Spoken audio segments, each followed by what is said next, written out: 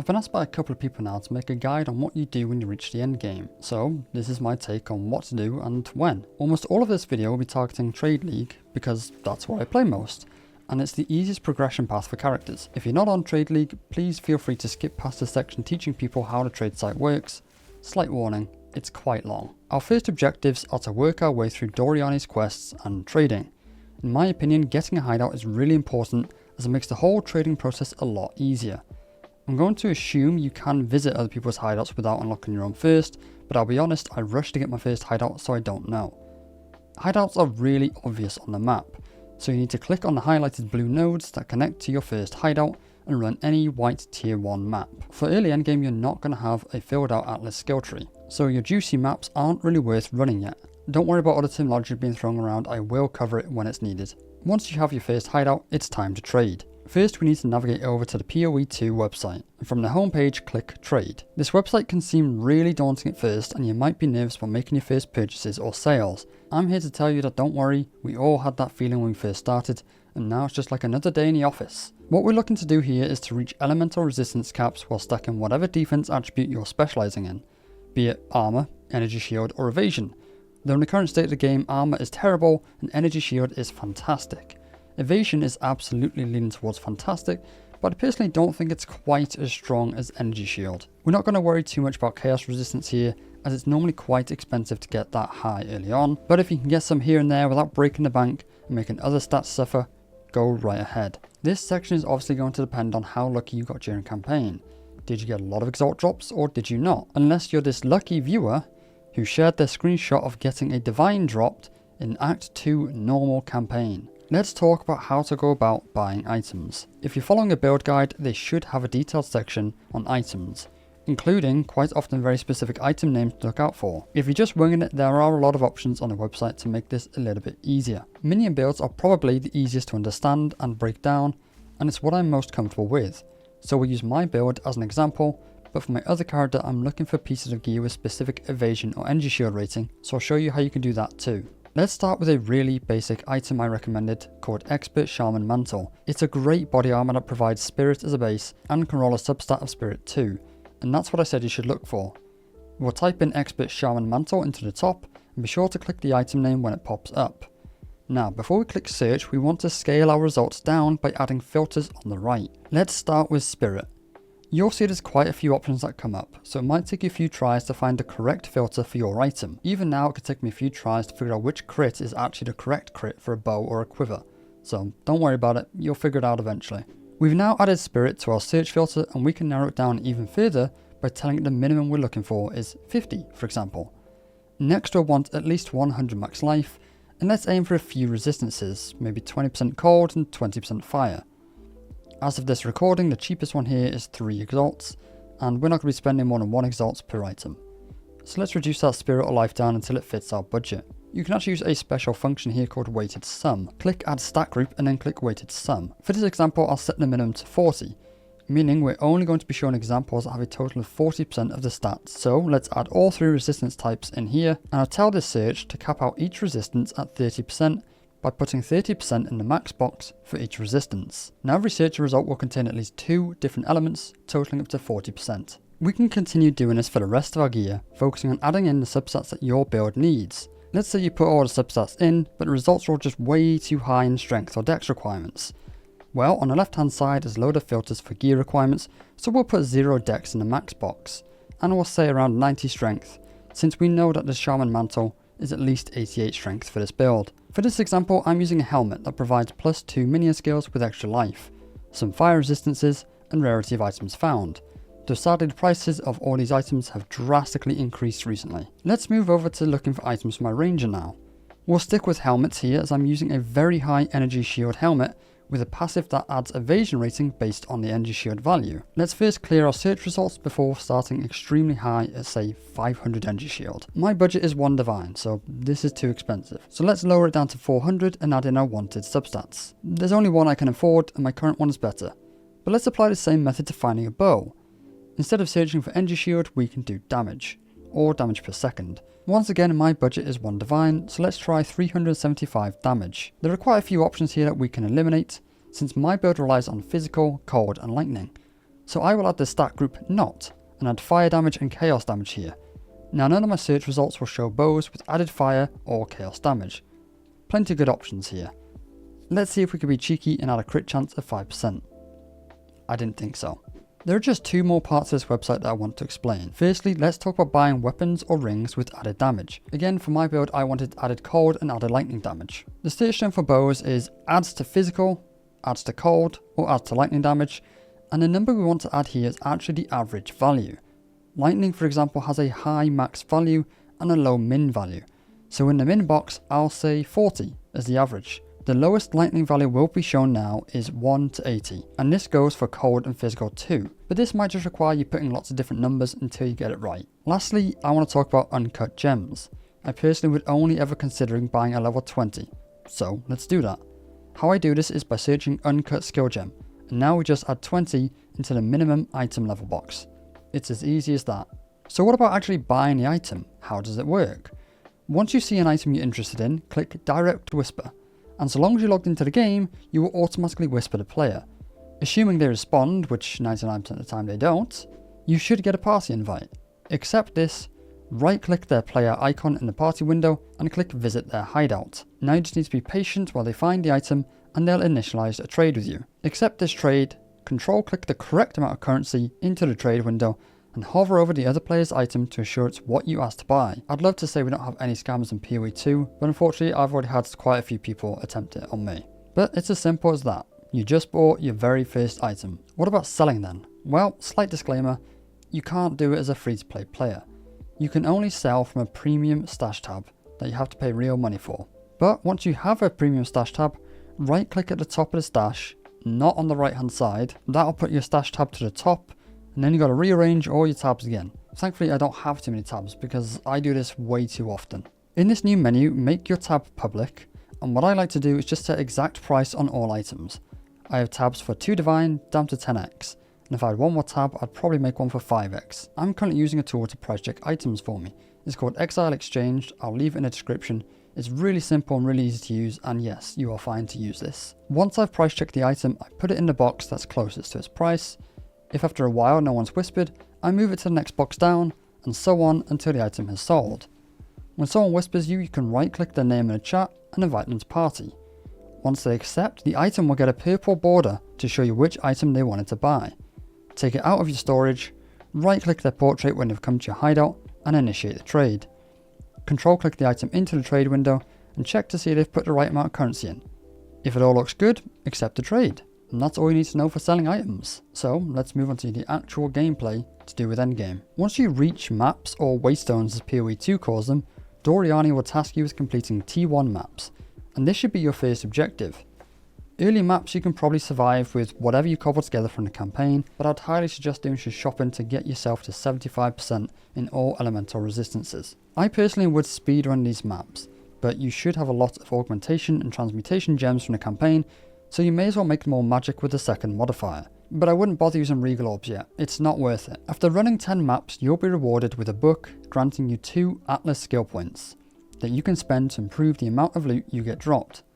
To do this at any time, you can press Ctrl U on PC, and I have no idea how you do it on console.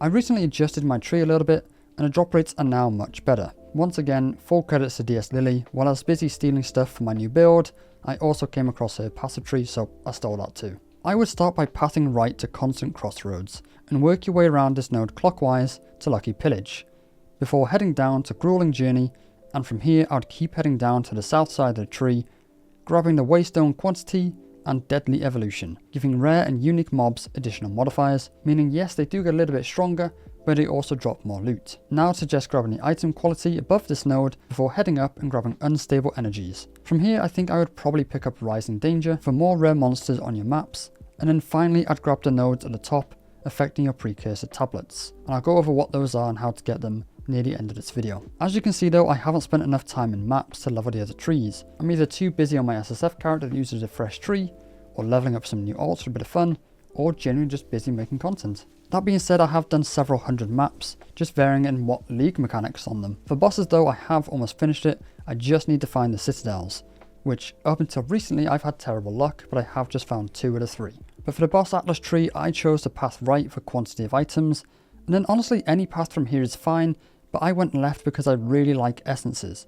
I could easily see an argument for doing strongboxes or shrines though. So now we're 4 pages into the script, let's finally talk about what Endgame actually is and how to approach it. Essentially you'll be putting waystones into nodes on your map, running these maps to get gems and items you can use, sell or dismantle. On these nodes will be icons symbolising what mechanics you'll face inside, and at the top left is a button to show you what they all mean. Each of these mechanics will give you different rewards and challenges, and at the very end you'll face some pinnacle bosses. But I won't show gameplay for that, because I imagine a lot of players want to see that for the first time when they get there. That and the fact that I've only done one. I'm about to do my second, but I haven't done it yet. Delirium will have you touch a mirror of sorts. It turns the map foggy, spawning creatures in as you move through the map. The more you kill, the more vials you get dropped at the end that can be used to instill passive nodes from the passive tree onto your necklace. So now you don't actually have to path over to it. It can be really helpful for builds that require a passive from the other side of the tree. You can also use these to instill maps, making them harder, but it can do effects like increase the rarity of items dropped. The fog slowly moves away from the start area, so you'll need to move somewhat fast to keep up with it.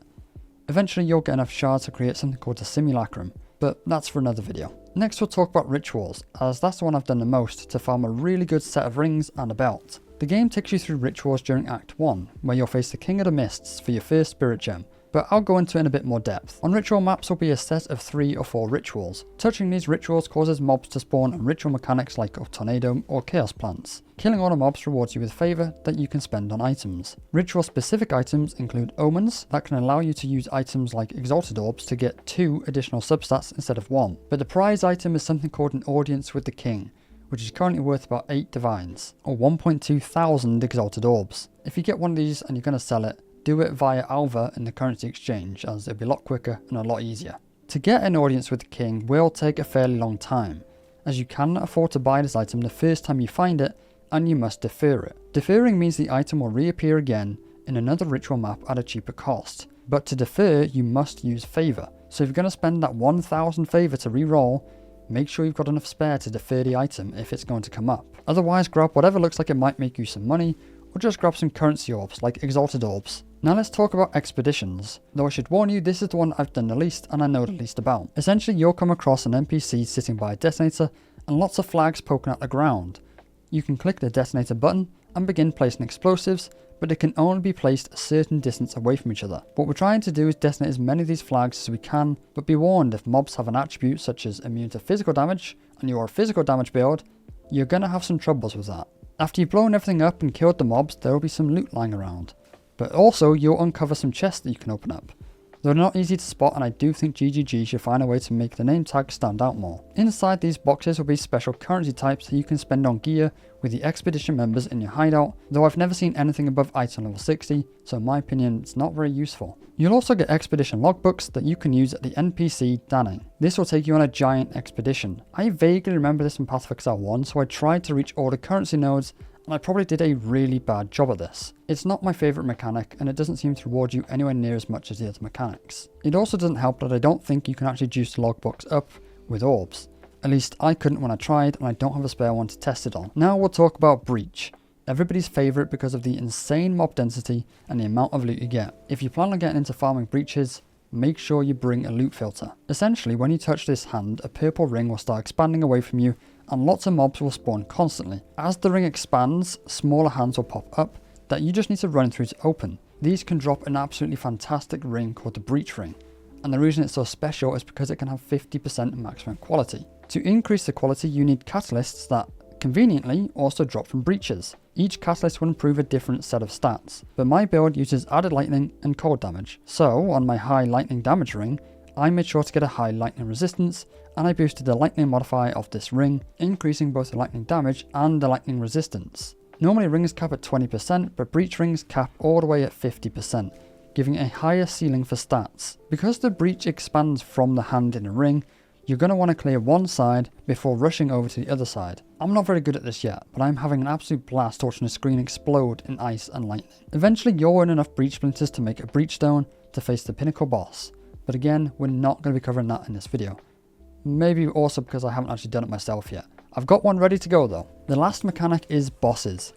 Each of these maps will contain a big unique monster at the end, but typically they're not very hard, and most, if not all of them, you would have already faced in the campaign. These mobs typically drop more and better loot. To increase the level of your boss atlas though, you're going to want to face these guys on the highest level maps. Normally a T15 Waystone is what you'd expect to be the highest, but by corrupting it there's a chance to turn it into a T16. To go even further, if you stick this on a node that is corrupted and irradiated, you'll give it 2 + 1 monster levels. This is what the community calls tier 18s. This brings us nicely onto the final 2 nodes you might come across, irradiated and corrupted. Each of these just increase the monster zone level by 1. It's nothing to be scared of, but going up the monster level does improve the drop rates of things like higher uncut skill gems. Corrupted just naturally appears on the nodes, but irradiated is something we have to add using Precursor Tablets. These tablets will randomly drop as you progress through the maps, and depending on what mechanic you're taking part in, will reward you with that mechanic's tablet. For example, a tablet that drops during a breach run is more likely to be a breach tablet. I can't say for sure if it's guaranteed to be a breach tablet, but so far it does seem to be. To use these, we need to run towers. These things are very obvious and they stick out like a sore thumb, and thanks to the latest patch, they are a lot faster. At the end of it, you'll be able to place a tablet in that'll affect nearby maps with whatever modifiers run the tablet, so make sure to roll all of these up using augmentation and transmutation orbs. Excluding tablets and all these different map mechanics, some maps will contain strongboxes, shrines, or essences. Strongboxes will spawn a few mobs and sometimes mechanics such as chaos plants. But before you go ahead and click on these strongboxes, you can actually roll these up like you would for maps or gear. First identify them with a scroll, then if they need a second magic modifier, add it on with an orb of augmentation. Then you can make it rare using regal. It's a small price to pay, but more loot. Shrines will usually be guarded by mobs, but clicking them will give you buffs such as more experience earned or movement speed, or turn all of your drops to 1 gold.